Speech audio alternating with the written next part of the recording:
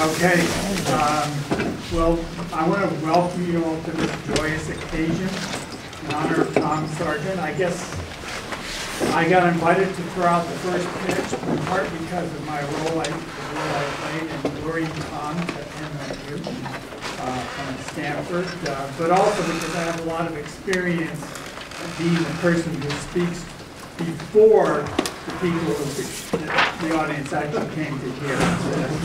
Years of being have given me lots of practice of that. So we're here to honor and celebrate a great economist whose greatness has been recognized this week by the Nobel Committee,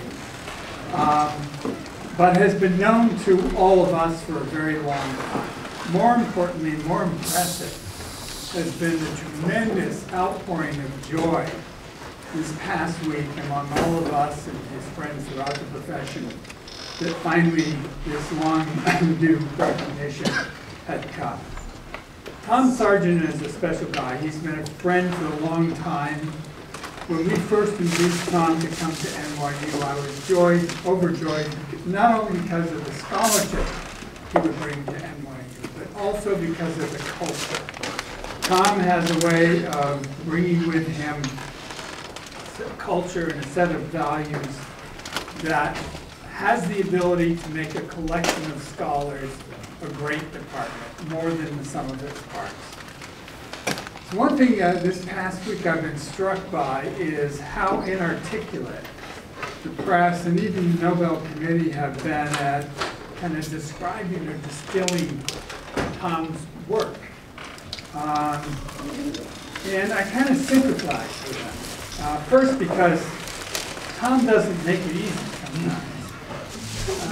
He's many wonderful things, many wonderful things, but he's not exactly the Winston Churchill of modern macroeconomics. You know, none of this, we shall fight them on the beaches, we shall fight them in the fields. You know, Tom's explanation is, it takes a model to beat a model. The press had a hard time with that, you could see. But I sympathize with him. At one point I had to describe Tom's contributions and make a case for his scholarship, and I found myself perplexed and a bit tongue-tied, unusually, simply because there's so much to talk about. It is hard to pull it together, and Tom has been a revolutionary. He's been a revolutionary not just of rational expectations in macroeconomics, but of economic history, econometrics, decision theory, and so on. So there's going to be plenty of time this weekend to celebrate his contributions as a scholar and to celebrate his eccentricities, and I hope we'll do a lot of both. There are great scholars and there are great teachers, but when great scholars are also great teachers, it's the gift that keeps on giving. Tom has a passion, not just about pushing back the frontiers of knowledge, but himself, but making sure they continue to get pushed back for generations ahead. He's been an extraordinary teacher. All one has to do is look around this room and understand that fact. Like many here, I've benefited from his teaching, from his friendship, from his inspiration for several decades, from the earliest days of my career when he showed up at Penn while I was a graduate student. His is a rare gift that we're all truly enriched by.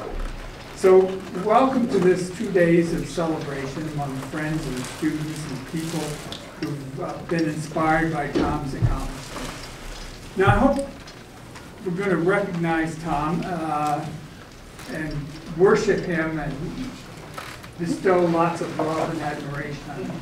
But we also want to keep Tom's head out of the clouds. I did so earlier today. So when the announcement came through about Tom's prize, I was actually in Korea. And there's the equivalent of the Wall Street Journal for Korea. And it duly noted the Nobel Prize. This is the picture. I'll read this for a minute. So here's their article about the prize. This little picture is Tom Sargent and Chris Sims. But I want Tom to make sure to know who are the really top headlines. Sarah Palin, yours truly.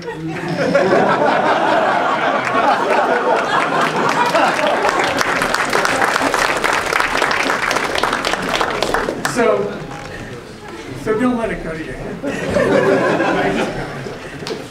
But thank you all for being here. It really is a great honor for us, a great honor for Tom, and a great joy to have this conference convened.